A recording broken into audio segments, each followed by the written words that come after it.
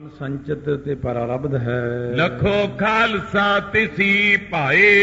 इसी तरह खालसा जी जन ना करो। प्रारब्ध के फल है तीन।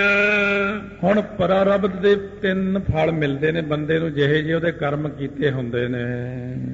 जात आरबल भोग सुचीन।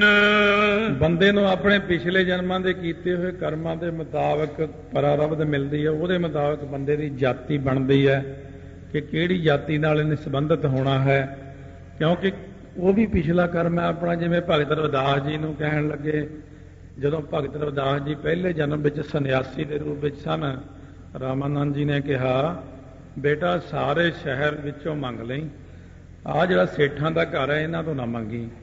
पर भगत रविदास जी मींह पैण कारण तिलक के डिग पे, सन्यासी जी डिग पे। पहले जन्म च सेठ किते बाहर खड़ा सी, कहंदा सन्यासी जी क्यों एवें औखे हुंदे हो, अज आटा दालां साडे घरों लै जाओ। वो चुक के अपने घरों दे दियां। वो सी पापी बंदे। जद रोटी खाधी रामानंद जी ने तां खल्लां ही खल्लां देखियां। उस वक्त खल्लां देख के अखर याद आ गया, कहंदे ओ चम्यारा ये कित्थों लिआया, आट दा आटा दालां। कहंदे जी जित्थों तुसीं मना कीता सी। कहंदे करती ना उही गल। वो फिर अगला जन्म हुण मिल गया परारब्ध दे मुताबक, क्योंकि बोल दिता अखर। इस करके महाराज कहंदे जिहड़ियां आपां पिछे जो भी कुछ कीता है ਉਹਦੇ ਮੁਤਾਬਕ ਇਨਸਾਨ ਦੀ ਜਾਤੀ ਬਣਦੀ ਹੈ। ਜਿਵੇਂ ਇੱਕ ਕਾਲ ਭਵਿੱਖਤ ਹੋਏ। ਸੋ ਜਿਵੇਂ ਇੱਕ ਕਾਲ ਹੈ ਭਵਿੱਖਤ ਕਾਲ ਹੁੰਦਾ ਹੈ। ਹਾਂਜੀ। प्रारब्ध के फल हैं तीन। जात आरबल भोग सुचीन। ਇਹ ਜਾਤੀ ਮਿਲਦੀ ਹੈ, ਫਿਰ ਆਰਬਲ ਉਮਰ ਮਿਲਦੀ ਬੰਦੇ ਨੂੰ ਉਹਦੇ ਕੀਤੇ ਹੋਏ ਕਰਮਾਂ ਦੇ ਮੁਤਾਬਕ। ਕਈ ਤਾਂ ਮਾਤਾ ਦੇ ਉਦਰ ਵਿੱਚ ਹੀ ਚੜ੍ਹਾਈ ਕਰ ਜਾਂਦੇ ਨੇ, ਉਹ ਵੀ ਪਰਾਲਬਧ ਹੈ। ਕਈ ਜਨਮ ਲੈ ਕੇ ਚੜ੍ਹਾਈ ਕਰ ਜਾਂਦੇ ਨੇ, ਕਈ 2 ਸਾਲਾਂ ਬਾਅਦ ਚਲੇ ਜਾਂਦੇ ਨੇ, ਕੋਈ 100 ਸਾਲ ਦਾ, ਕਈ 150 ਸਾਲ ਵੀ ਕੱਟ ਜਾਂਦੇ ਨੇ। ਉਹ ਵੀ ਉਹਨਾਂ ਦੀ ਪਰਾਰਬਧ ਹੈ। ਜਿਵੇਂ ਜਿਵੇਂ ਬੀਜਿਆ ਹੁੰਦਾ ਹੈ ਭੋਗ, ਭੋਗ ਪਦਾਰਥ ਵੀ ਇਹ ਬੰਦੇ ਨੂੰ ਇੰਨਾ ਕੁਛ ਸੁੱਖ ਆਰਾਮ ਮਿਲਣਾ ਹੈ, ਉਹ ਵੀ ਸਾਡੇ ਪਿਛਲੇ ਕੀਤੇ ਹੋਏ ਕਰਮਾਂ ਦੇ ਮੁਤਾਬਕ ਹੈ। ਸੁਰ ਨਰ ਆਦਿ ਚਰਾਚਰ ਦੇ। ਹੁਣ ਇਹ ਜਿਹੜਾ ਸਾਰਾ ਕੁਝ ਮਿਲਦਾ ਆਪਾਂ ਨੂੰ, ਜੋ ਵੀ ਮਿਲਦਾ ਹੈ, ਭਾਵ ਜਿਹੜਾ ਵੀ ਦੇਵਤਾ ਰੂਪ ਵਿੱਚ ਆਉਣਾ ਹੈ, ਜਾਂ ਫਿਰ ਬੰਦੇ ਦੀ ਦੇਹੀ ਵਿੱਚ ਆਉਣਾ ਹੈ, ਜਾਂ ਫਿਰ ਇਸ ਬੰਦੇ ਨੇ ਸੋ ਆਉਣਾ ਹੈ ਜਾਨਵਰ ਦੇ ਰੂਪ ਵਿੱਚ। ਚਰਾ ਅਚਰ ਦੇਹ, ਚਰ ਹੁੰਦੀ ਹੈ ਚੱਲਣ ਵਾਲੀ ਤੇ ਅਚਰ ਹੁੰਦੀ ਇੱਕ ਥਾਂ ਖੜਨ ਵਾਲੀ। ਜਾਂ ਜਿਵੇਂ ਦਰਖਤ ਨੇ, ਪੱਥਰ ਨੇ, ਪਹਾੜ ਨੇ, ਹੈ ਤਾਂ ਇਹ ਵੀ ਜੂਨੀਆਂ, ਬੱਦਲ ਵੀ ਜੂਨੀ ਚ ਹੈ। ਜਿਹੜਾ ਬੱਦਲ ਬਰਸਦਾ ਹੈ ਇਹ ਵੀ ਜੂਨ ਹੈ। ਇਸ ਤਰ੍ਹਾਂ ਇਹ ਸਾਰੀਆਂ ਚੀਜ਼ਾਂ ਜਿੰਨੀਆਂ ਵੀ ਮਿਲਦੀਆਂ ਨੇ, ਇਹ ਬੰਦੇ ਨੇ ਦੇਵਤਾ ਬਣਨਾ ਜਾਂ ਬੰਦਾ ਬਣਨਾ ਜਾਂ ਚਰ ਅਚਰ ਬਣਨਾ, ਇਹ ਸਾਰਾ ਕੁਝ ਸਾਡੀ ਪਰਾਰਬਧ ਹੀ ਕਰਦੀ ਹੈ। ਉੱਤਮ ਮੱਧਮ ਧੰਮ ਅਛੇ। ਹੁਣ ਇਹ ਬੰਦਾ ਉੱਤਮ ਬਣੇਗਾ, ਇਹ ਮੱਧਮ ਬਣੇਗਾ, ਇਹ ਬਿਲਕੁਲ ਨੀਚ ਬਣੇਗਾ।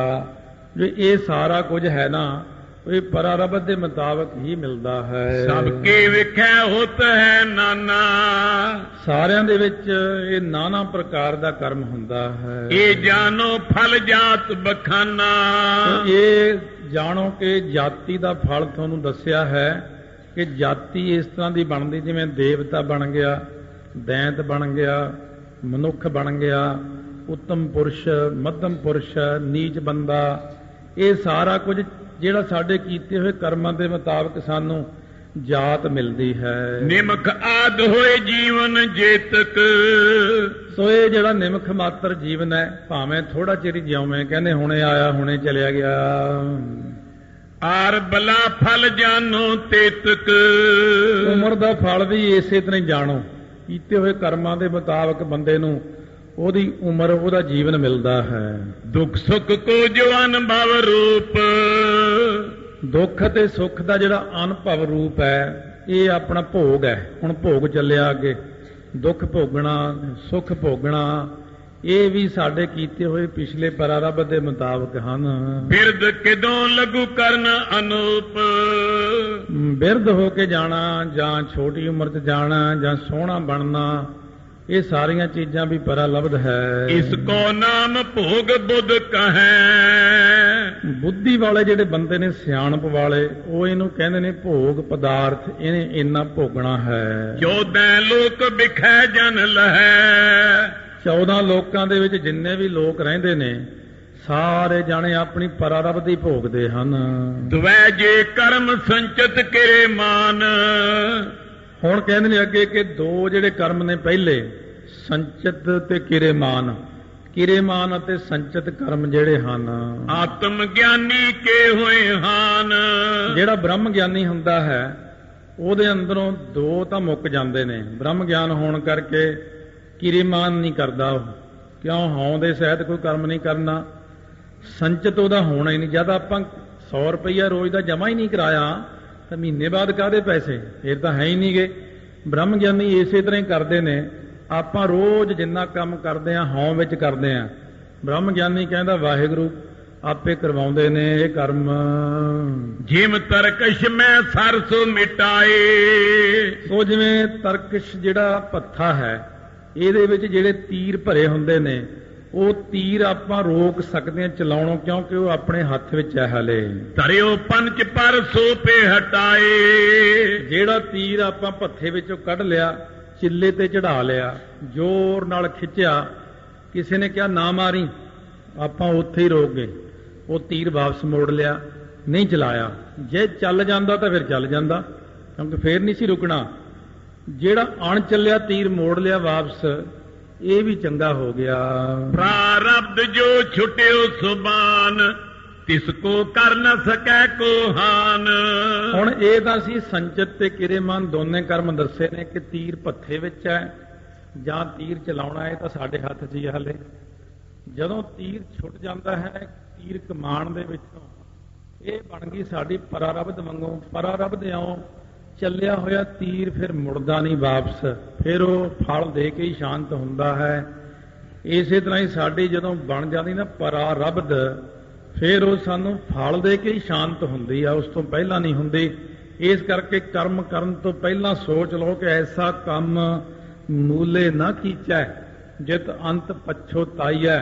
ਸਤਿਗੁਰੂ ਕਾ ਉਪਦੇਸ਼ ਸੁਣ ਤੂੰ ਹੋਵੈ ਤੇਰਾ ਨਾਲੇ, ਕਹਿ ਨਾਨਕ ਮਨ ਪਿਆਰੇ ਤੂੰ ਸਦਾ ਸੱਚ ਸੰਭਾਲੇ। ਅਗੈ ਤਗੈ ਕੈ ਇੱਕ ਸਮ ਹੋਏ। ਅੱਗੇ ਹੁੰਦਾ ਤੇ ਇੱਕ ਤੱਗਿਆ। ਅੱਗੇ ਅਗਿਆਨੀ, ਤੱਗਿਆ ਬ੍ਰਹਮ ਗਿਆਨੀ। ਬ੍ਰਹਮ ਗਿਆਨੀ ਦਾ ਤੇ ਅਗਿਆਨੀ ਦੇ ਵਿੱਚ ਇਹ ਕਿਰੇਮਾਨ ਅਤੇ ਸੰਚਿਤ ਕਰਮ ਇੱਕੋ ਜੈਸੇ ਹੀ ਹੁੰਦੇ ਹਨ। ਪ੍ਰਾਰਬਧ ਫਲ ਦੇ ਸਮ ਦੁਏ। ਪਰਾਰਬਧ ਦੋਨਾਂ ਨੂੰ ਬਰਾਬਰ ਫਲ ਦਿੰਦੀ ਹੈ।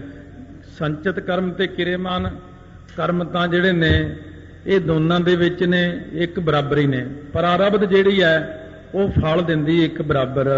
ਦੋਹੇਰਾ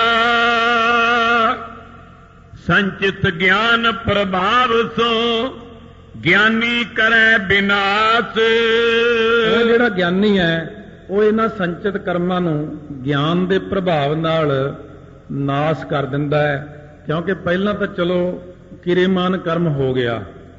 ਕਿਰੇਮਾਨ ਕਰਮ ਜਿਹੜੇ ਨੇ ਅਬਲ ਤੇ ਉਹਨਾਂ ਨੇ ਕੀਤੇ ਹੀ ਨਹੀਂ, ਹੁਣ ਤਾਂ ਗਿਆਨ ਪਾ ਕੇ। ਜਿਹੜੇ ਪਹਿਲਾਂ ਤੋਂ ਕੋਈ ਅਗਿਆਨ ਦੇ ਵਿੱਚ ਕਰਮ ਕੀਤੇ ਹੋਏ ਸਨ, ਉਹ ਜੋ ਸੰਚਿਤ ਹੋ ਚੁੱਕੇ ਨੇ, ਇਕੱਠੇ ਹੋ ਚੁੱਕੇ ਹਨ। ਬ੍ਰਹਮ ਗਿਆਨੀ ਉਹ ਸੰਚਿਤ ਕਰਮਾਂ ਨੂੰ ਪਰਾਰਬਧ ਦੇ ਬਣਨ ਤੋਂ ਪਹਿਲਾਂ ਹੀ ਨਾਸ਼ ਕਰ ਦਿੰਦਾ ਹੈ। ਜਿਮ ਅਨਾਜ ਮੰਦਰ ਸਹਿਤ, ਦਾਹੈ ਅਗਨ ਪ੍ਰਕਾਸ਼। ਹੁਣ ਇੱਕ ਪ੍ਰਮਾਣ ਦਿੰਦੇ ਨੇ ਆਪਣੀ ਸਮਝ ਵਾਸਤੇ, ਕਿਵੇਂ ਕਰ ਲੈਂਦਾ ਜੀ ਉਹ ਨਾਸ਼ ਉਹਨਾਂ ਨੂੰ। ਕਹਿੰਦੇ ਜਿਵੇਂ ਅਨਾਜ ਦਾ ਭਰਿਆ ਹੋਇਆ ਕੋਠਾ ਹੈ, ਤਾਂ ਉਹ ਕੋਠੇ ਨੂੰ ਆਪਾਂ ਅੱਗ ਲਾ ਦਈਏ। ਪਹਿਲਾਂ ਪੁਰਾਣੇ ਕੋਠੇ ਜਿਵੇਂ ਲੱਕੜ ਦੇ ਬਾਲੇ, ਲੱਕੜ ਦੀਆਂ ਸ਼ਤੀਰੀਆਂ ਇਤਿਆਦਿਕ ਬਣੇ ਨੂੰ ਅੱਗ ਲਾ ਦਈਏ, ਕੋਠਾ ਸਾਰਾ ਸੜ ਗਿਆ। ਉਹਦੇ ਵਿੱਚ ਪਿਆ ਹੋਇਆ ਜਿਵੇਂ ਅਨਾਜ ਵੀ ਸੜ ਗਿਆ। ਮੰਦਰ ਸਹਿਤ ਅਨਾਜ ਕੇ, ਜਬ ਭਾ ਜਲ ਕੈ ਛਾਰ। ਮੰਦਰ ਦੇ ਸਮੇਤ ਅਨਾਜ ਸਾਰਾ ਸੜ ਕੇ ਸੁਆਹ ਬਣ ਜਾਂਦਾ ਹੈ ਜਦੋਂ। ਅੰਕਰ ਕੋ ਨਾ ਸਮਰੱਥ ਪੁਨ, ਜਾਨੋ ਤਿਸੀ ਪ੍ਰਕਾਰ। ਕਹਿੰਦੇ ਹੁਣ ਜੇ ਕੋਈ ਉਹਨਾਂ ਭੁੱਜੇ ਹੋਏ ਦਾਣਿਆਂ ਨੂੰ ਦੇਖੇ, ਦੇਖਣ ਨੂੰ ਤਾਂ ਉਹ ਲੱਗਦੇ ਨੇ ਦਾਣੇ ਹੀ ਕਾਲੇ ਕਾਲੇ ਜੇ, ਪਰ ਜੇ ਉਹਨਾਂ ਨੂੰ ਕਹਿੰਦੇ ਬੀਜੀਏ ਜਾ ਕੇ, ਹੁਣ ਉਗਦੇ ਨਹੀਂ, ਹੁਣ ਨਹੀਂ ਉਹਨਾਂ 'ਚ ਅੰਕੁਰ ਹੈਗਾ। ਉਹ ਚੀਜ਼ ਮੁੱਕ ਗਈ ਉਹਨਾਂ ਚੋਂ। ਦੇਖਣ ਨੂੰ ਮਾਤਰ ਦਾਣੇ ਲੱਗਦੇ ਨੇ, ਭੁੱਜੇ ਨਹੀਂ ਹੁੰਦੇ। ਦਾਣੇ ਜਿਹੜੇ ਭੁੱਜੇ ਹੋਏ ਨੇ ਉਹ ਕਦੇ ਉਗਦੇ ਨੇ ਹੁਣ। ਇਸੇ ਪ੍ਰਕਾਰ ਬ੍ਰਹਮ ਗਿਆਨੀ ਸਿਮਰਨ ਕਰਕੇ, ਸ਼ਬਦ ਦਾ ਅਭਿਆਸ ਕਰਕੇ ਆਪਣੇ ਅੰਦਰ ਬ੍ਰਹਮ ਅਗਨੀ ਨੂੰ ਪ੍ਰਜਵਲਿਤ ਕਰ ਲੈਂਦਾ।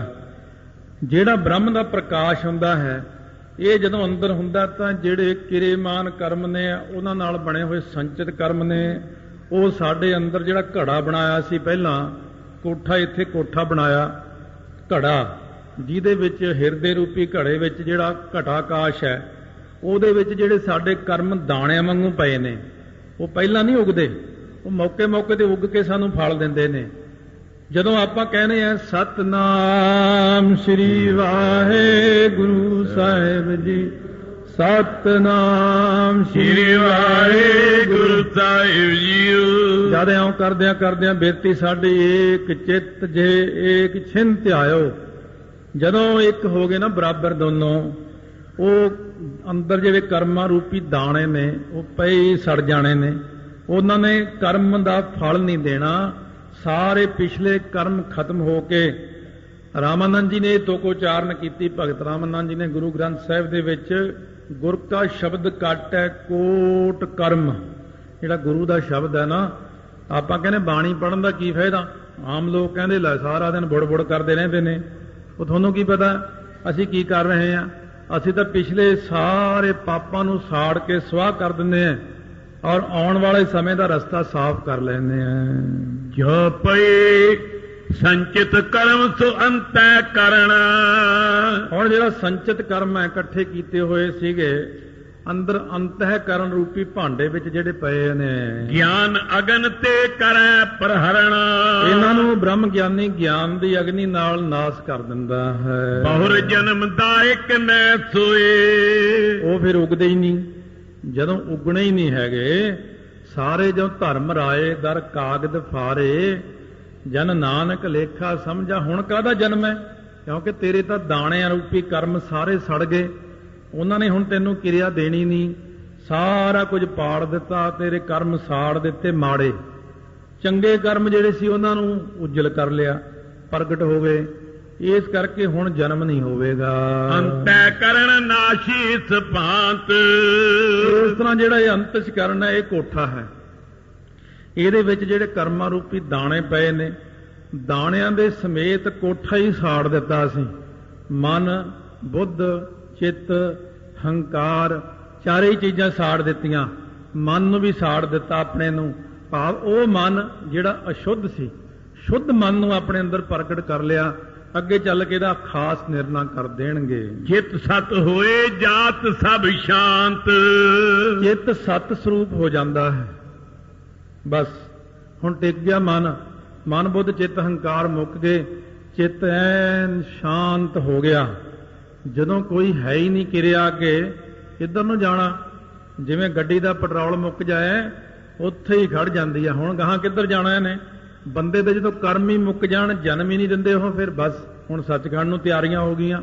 ਇਸ ਕਰਕੇ ਮਹਾਰਾਜ ਕਹਿੰਦੇ ਜਦੋਂ ਬਿਲਕੁਲ ਸ਼ਾਂਤ ਹੋ ਜਾਂਦਾ ਅੰਦਰੋਂ, ਕੋਈ ਕਰਮ ਰਹਿੰਦਾ ਹੀ ਨਹੀਂ ਹੈ, ਫਿਰ ਇਹ ਬੰਦਾ ਜੰਮਣ ਮਰਨ ਤੋਂ ਰਹਿਤ ਹੋ ਜਾਂਦਾ ਹੈ। ਫਿਰ ਇਹ ਅਕਾਲ ਪੁਰਖ ਦੇ ਵਿੱਚ ਲੀਨ ਹੋ ਜਾਂਦਾ ਹੈ। ਚਿੱਤ ਸਤ ਕੋ ਅਬ ਅਰਥ ਬਖਾਨੋ। ਕਹਿੰਦੇ ਚਿੱਤ ਸਤ ਦਾ ਹੁਣ ਤੁਹਾਨੂੰ ਅਰਥ ਦੱਸਦੇ ਆ ਕੀ ਹੈ। ਅੰਤੈ ਕਰਨ ਰੂਪ ਅਸ ਜਾਨੋ।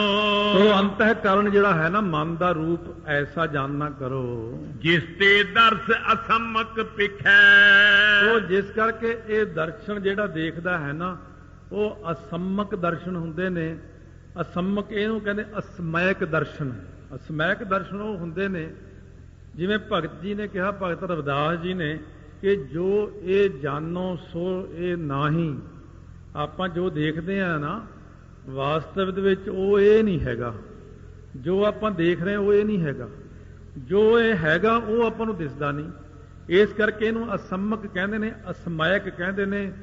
ਸਾਡੀ ਬੁੱਧੀ ਜੋ ਦੇਖਦੀ ਆ, ਜਾਂ ਸਾਡਾ ਜੋ ਮਨ ਇਸ ਵਕਤ ਦੇਖ ਰਿਹਾ, ਉਹ ਦੇਖਦਾ ਇਹ ਮੇਰਾ, ਤੇਰਾ, ਬਗਾਨਾ, ਆਪਣਾ, ਇਹ ਦੋਸਤ, ਦੁਸ਼ਮਣ, ਇਹ ਦਰਖਤ, ਪੰਛੀ, ਪਸ਼ੂ, ਅਸਮਾਨ, ਤਾਰੇ, ਚੰਦਰਮਾ, ਧਰਤੀਆਂ। ਵਾਸਤਵ ਦੇ ਵਿੱਚ ਇਹ ਉਹ ਨਹੀਂ ਹੈ। ਇਹੋ ਵਿਸ ਸੰਸਾਰ ਤੁਮ ਦੇਖਦੇ, ਇਹੋ ਹਰ ਕਾ ਰੂਪ ਹੈ। ਇਹ ਚੀਜ਼ ਆਪਣੀ ਅੱਖਾਂ ਨਹੀਂ ਦੇਖਦੀਆਂ। ਇਸ ਕਰਕੇ ਇਹਨੂੰ ਕਹਿੰਦੇ ਨੇ ਅਸਮਾਇਕ ਹੈ ਇਹ। ਆਤਮ ਬੁੱਧ ਅਨਾਤਮ ਵਿਖੈ, ਜਗਤ ਅਸਤ ਵਿਖੈ ਸਤ ਬੁੱਧ। ਹੁਣ ਆਤਮਾ ਜਿਹੜੀ ਹੈ ਇਹ ਬੁੱਧੀ ਦੇ ਵਿੱਚ ਅਨਾਤਮ ਰੂਪ ਹੋ ਜਾਂਦੀ ਆ। ਅਨਾਤਮ ਉਹ ਚੀਜ਼ ਹੁੰਦੀ ਜਿਹੜੀ ਆਤਮਾ ਤੋਂ ਬਾਹਰਲੇ ਪਾਸੇ ਨੂੰ ਹੋਵੇ। ਆਤਮਾ ਸਾਡੇ ਅੰਦਰ ਹੈ, ਅਨਾਤਮ ਬੁੱਧੀ ਕਿਵੇਂ ਹੋ ਗਈ ਸਾਡੀ? ਕਿਉਂਕਿ ਬੁੱਧੀ ਦਾ ਰੁਖ ਆਤਮਾ ਵੱਲ ਨੂੰ ਨਹੀਂ ਹੈ। ਇਹ ਬਣੇ ਹੋਏ ਨੇ ਇੱਕ ਦੂਜੇ ਦੇ ਪਿੱਛੇ ਪਿੱਛੇ, ਪਰੇ ਨੂੰ ਮੂੰਹ ਹੈ। ਜਿਵੇਂ ਰੇਲ ਗੱਡੀ ਹੈ, ਉਹਦਾ ਇੰਜਣ ਅੱਗੇ ਨੂੰ ਹੈ, ਉਹਦੇ ਪਿੱਛੇ ਇੱਕ ਡੱਬਾ ਉਹ ਵੀ ਉਹਦੇ ਪਿੱਛੇ ਨੂੰ ਹੈ, ਉਹਦੇ ਪਿੱਛੇ ਇੱਕ ਹੋਰ ਡੱਬਾ ਉਹ ਵੀ ਉਹਦੇ ਪਿੱਛੇ ਨੂੰ ਹੈ। ਇਸੇ ਪ੍ਰਕਾਰ ਜਿਹੜੀ ਆਤਮਾ ਹੈ, ਆਤਮਾ ਇਦੋਂ ਉਲਟ ਹੈ। ਆਤਮਾ ਇਹਨਾਂ ਨੇ ਇੰਜਣ ਹੈ। ਜਿਵੇਂ ਗਾਰਡ ਦੇ ਡੱਬੇ ਦੀ ਥਾਂ ਤੇ ਇੰਜਣ ਲਾ ਦਈਏ ਤੇ ਗਾਰਡ ਦਾ ਡੱਬਾ ਅੱਗੇ ਲਾ ਕੇ ਬਾਕੀ ਡੱਬੇ ਸਾਰੇ ਅੱਗੇ ਲਾ ਦਈਏ, ਇਸੇ ਤਰ੍ਹਾਂ ਸਾਡੀ ਆਤਮਾ ਜਿਹੜੀ ਹੈ, ਆਤਮਾ ਜਿੱਥੇ ਆ ਉਦੋਂ ਅੱਗੇ ਬੁੱਧੀ, ਬੁੱਧੀ ਪਰੇ ਨੂੰ ਝਾਕਦੀ, ਪਰੇ ਨੂੰ ਦੁਨੀਆ ਵੱਲ ਨੂੰ।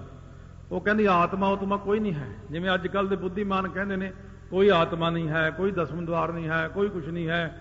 ਇਸੇ ਪ੍ਰਕਾਰ ਫਿਰ ਅੱਗੇ ਮਨ ਹੈ। ਮਨ ਦਾ ਮੂੰਹ ਵੀ ਪਰੇ ਨੂੰ ਚੁੱਕਿਆ ਹੋਇਆ, ਉਹ ਵੀ ਪਿੱਛੇ ਮੁੜ ਕੇ ਦੇਖਦਾ ਕਿ ਬੁੱਧੀ ਹੈ ਕਿ ਨਹੀਂ ਹੈ, ਆਤਮਾ ਹੈ ਕਿ ਨਹੀਂ ਹੈ। ਮਨ ਤੋਂ ਅੱਗੇ ਇੰਦਰੀਆਂ ਸਾਡੀਆਂ, ਇੰਦਰੀਆਂ ਨੇ ਗਾਂ ਨੂੰ ਮੂੰਹ ਚੁੱਕਿਆ। ਅੱਖਾਂ ਬਾਹਰ ਨਹੀਂ ਦੇਖੀ ਜਾਂਦੀਆਂ ਨੇ, ਕੰਨ ਬਾਹਰੋਂ ਸੁਣਨ ਨੂੰ ਜੀ ਕਰਦਾ, ਮੂੰਹ ਨਾਲ ਬੋਲਣ ਨੂੰ ਨਿੰਦਾ ਚੁਗਲੀ, ਹੱਥਾਂ ਨਾਲ ਹੋਰ ਕੁਛ ਕਰਦਾ, ਪੈਰਾਂ ਨਾਲ ਹੋਰ ਕੁਛ ਕਰਦਾ। ਇਸ ਕਰਕੇ ਕਹਿੰਦੇ ਇਹ ਆਤਮ ਵਿੱਚ ਅਨਾਤਮ ਹੋ ਕੇ ਬੈਠੀ ਸਾਡੀ ਬੁੱਧੀ, ਭਾਵ ਸੱਚੇ ਪਰਮੇਸ਼ਰ ਨੂੰ ਤਾਂ ਕਹਿੰਦੀ ਰੱਬ ਹੈ ਹੀ ਨਹੀਂ। ਉਹ ਕਹਿੰਦੇ ਗੁਰੂ ਗ੍ਰੰਥ ਸਾਹਿਬ ਕਿੱਥੋਂ ਰੱਬ ਹੋ ਸਕਦਾ? ਇਹ ਉਹ ਲੋਕ ਕਹਿੰਦੇ ਨੇ ਜਿਹੜੇ ਅਨਾਤਮ ਵਿੱਚ ਵਰਤਦੇ ਨੇ। ਜਿਹੜੇ ਆਤਮਾ ਵਿੱਚ ਵਰਤਦੇ ਨੇ ਉਹ ਇਹਨਾਂ ਗੱਲਾਂ ਨੂੰ ਨਹੀਂ ਬੋਲਦੇ ਹੈ। ਇਸ ਕਰਕੇ ਮਹਾਰਾਜ ਕਹਿੰਦੇ ਜਗਤ ਅਸਤ ਵਿਖੈ ਸਤ ਬੁੱਧ। ਇਹ ਜਿਹੜਾ ਝੂਠਾ ਜੱਗ ਹੈ, ਇਹਦੇ ਵਿੱਚ ਸਾਡੀ ਬੁੱਧੀ ਜੱਗ ਨੂੰ ਸੱਚਾ ਜਾਣਦੀ, ਇਹਨੂੰ ਅਨਾਤਮ ਕਹਿੰਦੇ ਨੇ। ਆਤਮ ਸਤ ਅਸਤ ਕੀ ਸੁਧ। ਹੁਣ ਜਦੋਂ ਬੰਦੇ ਨੂੰ ਆਤਮ ਸਤ ਤੇ ਅਸਤ ਦੀ ਸੁੱਧ ਹੋ ਜਾਂਦੀ ਹੈ, ਆਤਮਾ ਸਤ ਹੈ ਅਤੇ ਬਾਕੀ ਸਾਰਾ ਕੁਝ ਅਸਤ ਹੈ, ਝੂਠ ਹੈ। ਮਹਾਰਾਜ ਕਹਿੰਦੇ ਇੱਕ ਸਿਰਫ ਆਪਣੀ ਆਤਮਾ ਸੱਚੀ ਹੈ, ਆਤਮਾ ਪਰਮਾਤਮਾ ਹੀ ਹੈ, ਬਾਕੀ ਸਾਰਾ ਕੁਝ ਨਾਸਵੰਤ ਹੈ। ਨਾਮ ਇਸੀ ਕੋ ਮਨ ਪਹਿਚਾਨ। ਇਹਦਾ ਨਾਮ ਹੀ ਮਨ ਹੈ। ਇਉਂ ਜਾਣ ਲੋ ਕਿ ਇਸੇ ਨੂੰ ਮਨ ਕਹਿੰਦੇ ਹਨ। ਜਬ ਹੈ ਪ੍ਰਾਪਤ ਆਤਮ ਗਿਆਨ। ਜਦੋਂ ਬੰਦੇ ਨੂੰ ਆਤਮਕ ਗਿਆਨ, ਬ੍ਰਹਮ ਗਿਆਨ ਮਿਲ ਜਾਂਦਾ ਹੈ, ਤਬ ਇਸ ਬਿਦ ਕੋ ਭਾਵ ਬਿਨਾਸੇ। ਇਹ ਜਦੋਂ ਪਹਿਲਾਂ ਤਾਂ ਆਤਮਾ ਨੂੰ ਸਤ ਤੇ ਅਸਤ ਪਹਿਚਾਣ ਨਹੀਂ ਸਕਿਆ ਕਿ ਸਤ ਕੀ ਹੈ ਤੇ ਅਸਤ ਕੀ ਹੈ।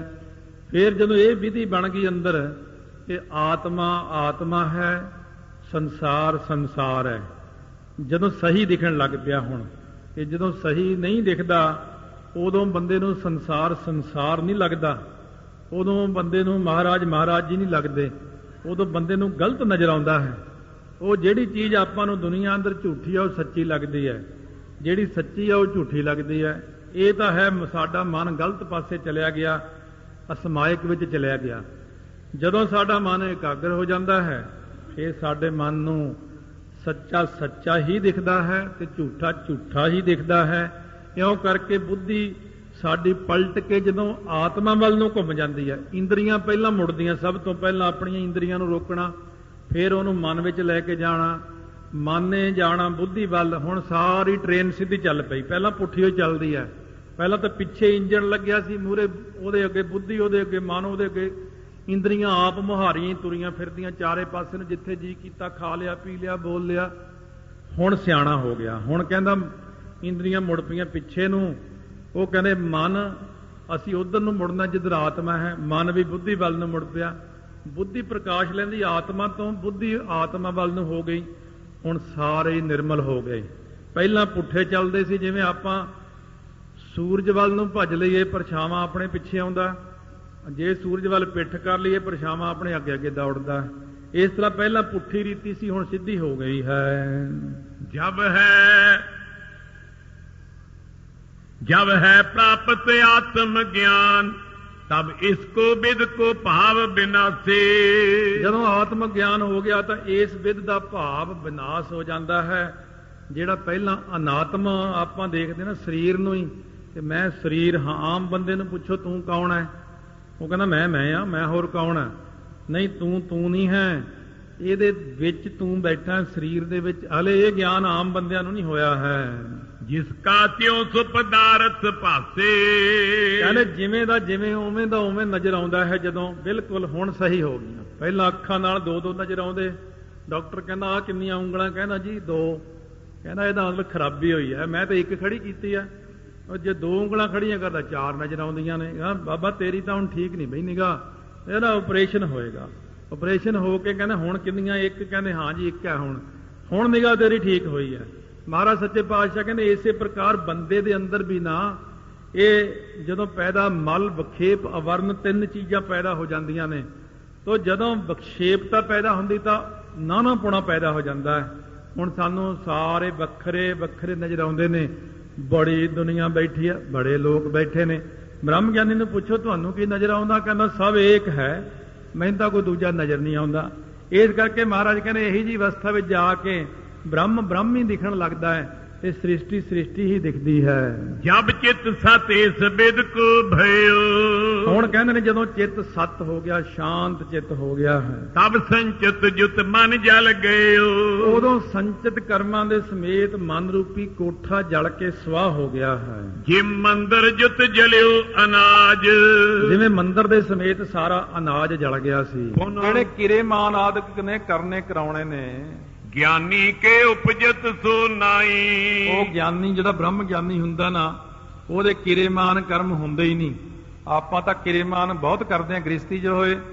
ਬਾਕੀ ਇਹ ਵੀ ਹੁੰਦਾ ਕਿ ਆਮ ਬੰਦਿਆਂ ਨੂੰ ਕਿਰੇਮਾਨ ਕਰਮ ਕਰਨ ਦੀ ਕੁਝ ਜ਼ਿਆਦਾ ਹੀ ਆਦਤ ਹੁੰਦੀ, ਗਲਤੀਆਂ ਕਰਨ ਦੀ ਇੱਧਰੋਂ ਉੱਧਰੋਂ।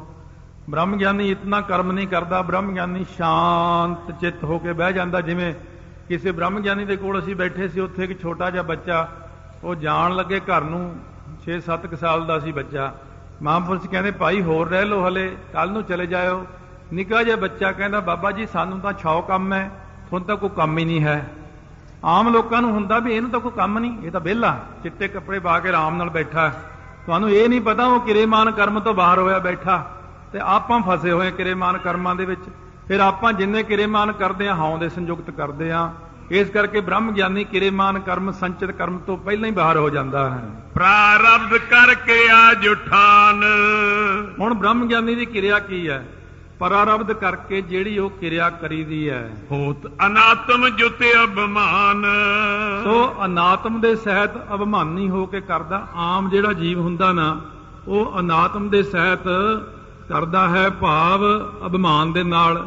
ਆਪਾਂ ਜਿਹੜਾ ਕਰਮ ਕਰਦੇ ਹਾਂ ਅਨਾਤਮ ਭਾਵ, ਜਦੋਂ ਮੈਂ ਕਹਾਂ ਤਾਂ ਸਮਝੋ ਸਰੀਰ, ਮਨ, ਬੁੱਧ, ਚਿੱਤ, ਹੰਕਾਰ, ਸਾਡੀਆਂ ਇੰਦਰੀਆਂ, ਇਹਨੂੰ ਕਹਿੰਦੇ ਅਨਾਤਮ। ਇੱਕ ਹੁੰਦੀ ਆਤਮ। ਜਦੋਂ ਆਪਾਂ ਕੋਈ ਕਰਮ ਕਰਦੇ ਹਾਂ ਅਨਾਤਮ ਵਿੱਚ ਕਰਦੇ ਹਾਂ, ਸਰੀਰ ਕਰਕੇ ਕਰਦੇ ਹਾਂ, ਸਰੀਰ ਦੀ ਹਉਮੈ ਕਰਦੇ ਹਾਂ। ਮੈਂ ਆਪਣੇ ਸਰੀਰ ਨਾਲ ਕੀਤਾ ਹੈ, ਮੈਂ ਇਹਨਾਂ ਹੱਥਾਂ ਦੇ ਨਾਲ ਕੀਤਾ ਹੈ, ਮੈਂ ਆਪਣੀਆਂ ਅੱਖਾਂ ਨਾਲ ਦੇਖਿਆ। ਆਪਾਂ ਇਉਂ ਬੋਲਦੇ ਹਾਂ। ਬ੍ਰਹਮ ਗਿਆਨੀ ਨਹੀਂ ਬੋਲਦਾ ਇਸ ਤਰ੍ਹਾਂ। ਉਹ ਕਹਿੰਦਾ ਸਾਰਾ ਕੁਝ ਉਸੇ ਨੇ ਕੀਤਾ, ਹੱਥ ਵੀ ਉਹੀ ਹਿਲਾਉਂਦਾ, ਪੈਰ ਵੀ ਉਹੀ ਹਿਲਾਉਂਦਾ, ਅੱਖਾਂ ਵੀ ਉਹੀ ਹਿਲਾਉਂਦਾ ਹੈ, ਮੂੰਹ ਵੀ ਉਹੀ ਹਿਲਾਉਂਦਾ ਹੈ। ਉਹ ਇਹਨਾਂ ਸਾਰੇ ਅਨਾਤਮ ਤੋਂ ਬਾਹਰ ਨਿਕਲ ਕੇ ਬ੍ਰਹਮ ਗਿਆਨੀ ਆਤਮਾ ਵਿੱਚੋਂ ਬੋਲਦਾ ਹੈ। ਸਧਾਰਨ ਮਨੁੱਖ ਜਿਹੜਾ ਉਹ ਅਨਾਤਮ ਹੋ ਕੇ ਬੋਲਦਾ ਹੈ। ਸੋ ਕਹਿੰਦੇ ਤੂੰ ਕੁੰਨਰੇ, ਕਹਿੰਦੇ ਮੈਂ ਜੀ ਨਾਮਾ ਹੋ ਜੀ। ਕਹਿੰਦੇ ਵਾਹ ਬਈ ਵਾਹ, ਉਹ ਨਾਮਦੇਵ ਹਲੇ ਤੱਕ ਤੂੰ ਅਨਾਤਮ ਵਿੱਚ ਹੀ ਬੈਠਾ।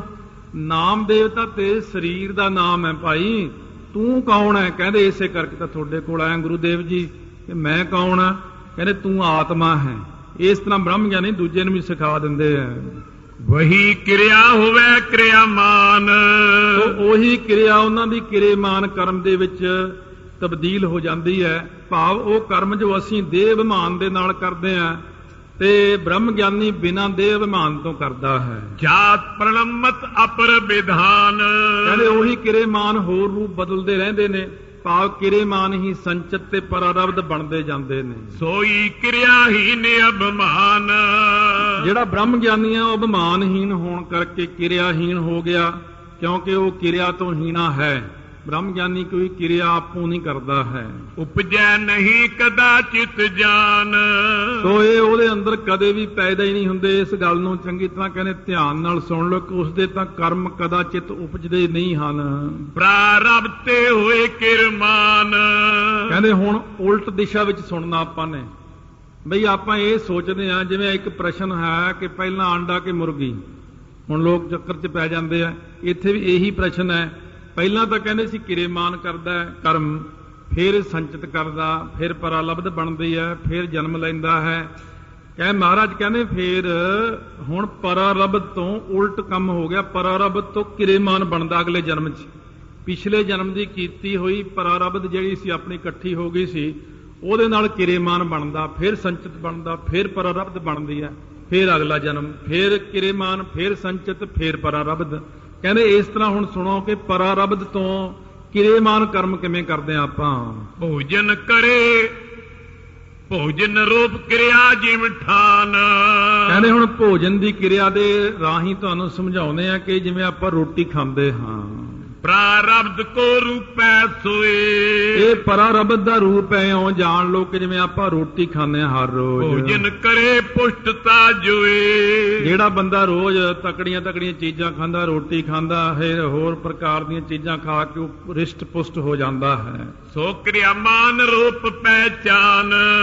ਉਹ ਕਹਿੰਦੇ ਕਿਰੇਮਾਨ ਕਰਮ ਬਣ ਜਾਂਦੇ ਨੇ। ਆਮ ਅਗਿਆਨੀ ਜੀਵਾਂ ਦੀ ਗੱਲ ਕਰਦੇ ਨੇ ਕਿ ਸੋ ਕਿਰੇਮਾਨ ਦਾ ਰੂਪ ਬਣ ਜਾਂਦਾ ਉਹਦਾ।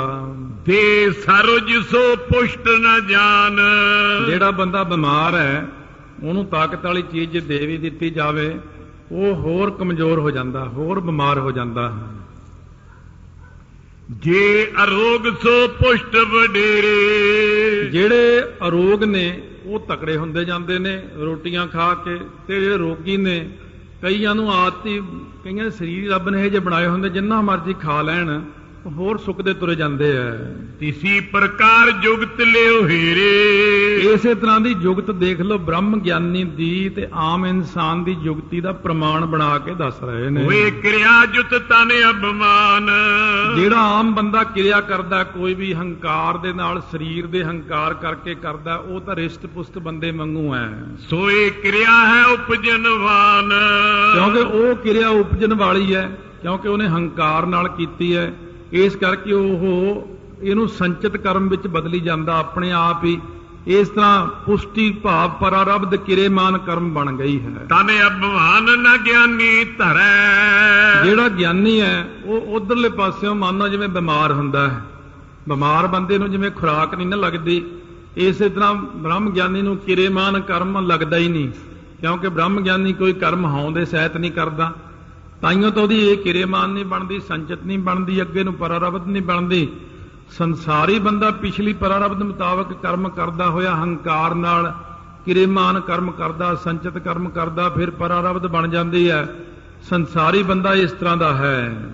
ਜਾਂ ਤੇ ਨਹੀਂ ਬੰਦ ਕੋ ਕਰੈ। ਇਸ ਕਰਕੇ ਬ੍ਰਹਮ ਗਿਆਨੀ ਬੰਧਨ ਦੇ ਵਿੱਚ ਪੈਂਦਾ ਹੀ ਨਹੀਂ, ਕਿਉਂਕਿ ਉਹ ਕੋਈ ਗੱਲ ਆਪ ਕੀਤੀ ਮੰਨਦਾ ਹੀ ਨਹੀਂ। ਉਹ ਕਹਿੰਦਾ ਮੈਂ ਕੁਝ ਵੀ ਨਹੀਂ ਕੀਤਾ, ਸਾਰਾ ਉਸੇ ਨੇ ਕਰਾਇਆ ਹੈ। ਕਰਮ ਮਾਲ ਸਭ ਕੇ ਘਰ ਪਰੇ। ਪਰ ਇੱਕ ਗੱਲ ਹੈ, ਕਹਿੰਦੇ ਜਿਹੜੀ ਕਰਮਾਂ ਦੀ ਮਾਲਾ ਹੈ ਇਹ ਤਾਂ ਸਾਰਿਆਂ ਦੇ ਗਲਾਂ ਵਿੱਚ ਪਈ ਹੋਈ ਹੈ। ਤਨ ਹੰਤਾ ਤਿਆਗੇ ਤਿਨ ਹਰੇ। ਇਹ ਕਰਮਾਂ ਦੀ ਮਾਲਾ ਮਹਾਰਾਜ ਗਲੋਂ ਲਾ ਕੇ ਕਿਵੇਂ ਸੁੱਟੀਏ? ਕਹਿੰਦੇ ਜਿਨ੍ਹਾਂ ਨੇ ਸਰੀਰ ਦੀ ਹੰਗਤਾ ਤਿਆਗੀ ਹੈ ਨਾ, ਉਹਨੇ ਇਹ ਮਾਲਾ ਲਾ ਕੇ ਸੁੱਟ ਦਿੱਤੀ ਹੈ। ਬਿਨਾ ਤਿਆਗ ਤੇ ਅਨਕ ਕਲੇਸ਼। ਜਨਮ ਮਰਨ ਕੇ ਕਸ਼ਟ ਅਸ਼ੇਚ। ਕਹਿੰਦੇ ਜਦੋਂ ਤੱਕ ਆਪਾਂ ਹੰਗਤਾ ਦਾ ਤਿਆਗ ਨਹੀਂ ਕਰਦੇ, ਕਰਮਾਂ ਦੀ ਮਾਲਾ ਲੈ ਕੇ ਨਹੀਂ ਡਿੱਗਦੀ, ਉਦੋਂ ਤੱਕ ਕਲੇਸ਼ ਹੀ ਕਲੇਸ਼ ਤੇ ਜੰਮਣ ਤੇ ਮਰਨ ਦੇ ਬਹੁਤ ਚੱਕਰ ਪਏ ਰਹਿੰਦੇ ਨੇ, ਕਸ਼ਟ ਚੱਲਦੇ ਆ ਕਈ ਪ੍ਰਕਾਰ ਦੇ। ਜਾਂ ਤੇ ਸਤਿਗੁਰ ਨੇ ਬੋ ਬਾਰ ਵਰਣਨ ਕੀਨੇ ਗ੍ਰੰਥ ਮਝਾਰ। ਇਸ ਕਰਕੇ ਸਤਿਗੁਰੂ ਗੁਰੂ ਨਾਨਕ ਦੇਵ ਜੀ ਨੇ ਗੁਰੂ ਗ੍ਰੰਥ ਸਾਹਿਬ ਮਹਾਰਾਜ ਦੇ ਵਿੱਚ ਵਰਣਨ ਕੀਤੀਆਂ ਪੰਕਤੀਆਂ ਤਾਈਓ। ਹਾਂ ਵਿੱਚ ਆਇਆ, ਹਾਂ ਵਿੱਚ ਗਿਆ, ਹਾਂ ਵਿੱਚ ਜੰਮਿਆ, ਹਾਂ ਵਿੱਚ ਮੂਆ। ਇਹ ਜਦੋਂ ਵੀ ਜੀਵ ਆਉਂਦਾ ਹਉ ਦੇ ਸਹਿਤ ਹੀ ਆਉਂਦਾ, ਜਾਂਦਾ ਤਾਂ ਹਉ ਦੇ ਸਹਿਤ ਹੀ ਜਾਂਦਾ, ਹਉ ਵਿੱਚ ਜੰਮਦਾ, ਹਉ ਵਿੱਚ ਮਰਦਾ। ਇਹ ਸਾਰੀ ਕਿਰਿਆ ਜੀਵ ਦੀ ਹਉ ਦੇ ਵਿੱਚ ਹੀ ਹੁੰਦੀ ਹੈ। ਇਤਿਆਦਿਕ ਕੁਛ ਗਿਨੇ ਨ ਜਾਏ, ਕਹਿਓ ਦੇ ਹੰਤਾ ਕਰ ਨਾਏ। ਤੋ ਇਸ ਕਰਕੇ ਕਿਹਾ ਨਹੀਂ ਜਾਂਦਾ ਕਿ ਗੁਰੂ ਗ੍ਰੰਥ ਸਾਹਿਬ ਮਹਾਰਾਜ ਨੇ ਕਿਹਾ ਕਿ ਦੇਹ ਦੀ ਹੰਗਤਾ ਨਾ ਕਰੇ। ਇਹ ਇੰਨਾ ਕੁਝ ਗਿਣਿਆ ਨਹੀਂ ਜਾਂਦਾ। ਭਾਵ ਜਿੰਨੀਆਂ ਪੰਕਤੀਆਂ ਲਿਖੀਆਂ ਬਹੁਤ ਸਮਝਾਉਂਦੇ ਨੇ ਮਹਾਰਾਜ। ਤਨ ਹੰਤਾ ਮੈਂ ਸਭ ਉਤਪਾਤ, ਕਿਉਂਕਿ ਜਿੰਨੇ ਉਪਦਰਵ ਨੇ ਨਾ ਸਰੀਰ ਦੀ ਹੰਗਤਾ ਦੇਹ ਬਿਮਾਨ ਦੇ ਵਿੱਚ ਭਰੇ ਪਏ ਨੇ। ਸੁਖ ਪ੍ਰਾਪਤ ਪੁਨ ਪੁਨ ਪਛਤਾਤ, ਇਹ ਬੰਦਾ ਹੰਕਾਰ ਕਰਕੇ ਦੁੱਖ ਪਾਉਂਦਾ, ਬਾਰ-ਬਾਰ ਪਛਤਾਉਂਦਾ ਵੀ ਹੈ। ਜਨਮ ਅਸੰਖ ਇਸੀ ਤੇ ਧਰੇ, ਕਹਿੰਦੇ ਇਸੇ ਕਰਕੇ ਤਾਂ ਇਹ ਬੰਦਾ ਅਣਗਿਣਤ ਹੀ ਜਨਮ ਲੈਂਦਾ, ਬਾਰ-ਬਾਰ ਹੰਕਾਰ ਨਾਲ ਮਰਦਾ। ਕਿਉਂਕਿ ਹਉ ਵਿੱਚ ਜੰਮਿਆ, ਹਉ ਵਿੱਚ ਮੋਆ। ਘੱਟੋ ਘੱਟ ਜੇ ਜੰਮਣ ਵੇਲੇ ਹੰਕਾਰ ਸੀ, ਮਰਨ ਵੇਲੇ ਤਾਂ ਛੱਡ ਲੈਂਦਾ। ਕਹਿੰਦੇ ਮਰਨ ਵੇਲੇ ਵੀ ਕਹਿੰਦਾ ਮੈਂ। ਜਿਵੇਂ ਕੋਈ ਮਰਨ ਲੱਗਿਆ ਸੀ, ਕਹਿੰਦਾ ਸੀ ਉਹ ਕੰਧਾਂ ਵੱਲ ਨੂੰ ਹੱਥ ਕਰੇ, ਫਿਰ ਗਾਵਾਂ ਵੱਲ ਨੂੰ ਹੱਥ ਕਰੇ। ਤਾਂ ਘਰ ਦੇ ਸਮਝਦੇ ਵੀ ਹੰਗਤਾ 'ਚ ਹੀ ਬੋਲਦਾ। ਕਹਿੰਦੇ ਇਹ ਕੀ ਕਹਿੰਦਾ? ਦੂਜਾ ਬੰਦਾ ਕਹਿੰਦਾ ਇਹ ਮੇਰੇ ਪਿਤਾ ਜੀ ਕਹਿੰਦੇ ਤੁਹਾਡੇ ਲਈ ਘਰ ਬਣਾਤਾ, ਤੁਹਾਡੇ ਲਈ ਗਊਆਂ ਬਣਾਤੀਆਂ, ਤੁਹਾਡੇ ਲਈ ਆਹ ਬਣਾਤਾ। ਵਾਸਤਵ ਦੇ ਵਿੱਚ ਕੁਝ ਬੋਲਦਾ ਹੋਰ ਹੈ। ਇਸ ਕਰਕੇ ਬੰਦਾ ਮਰਨ ਤੱਕ ਆਪਣੀ ਔਲਾਦ ਨੂੰ ਕਹਿੰਦਾ ਮੈਂ ਆਹ ਬਣਾਤਾ, ਮੈਂ ਉਹ ਬਣਾਤਾ। ਮਰਦਾ ਵੀ ਉੱਥੇ ਹੀ ਸੁਰਤੀ ਰੱਖ ਲੈਂਦਾ। ਅਪਰਮਾਨ ਸੰਕਟ ਤੇ ਮਰੈ, ਇਸ ਕਰਕੇ ਬਹੁਤੇ ਜ਼ਿਆਦਾ ਸੰਕਟ ਦੁੱਖ ਪਾ ਕੇ ਮਰਦਾ ਹੈ। ਮਮਤਾ ਆਦ ਵਿਕਾਰ ਅਨੇਕ, ਇਹ ਮਮਤਾ ਹੰਗਤਾ ਮਮਤਾ ਸਾਰੇ ਇਹਦੇ ਅੰਦਰ ਵਿਕਾਰ ਪੈਦਾ ਹੋ ਜਾਂਦੇ ਹਨ। ਤਨ ਹੰਤਾ ਜਨਤੀ ਅਬਵੇਕ,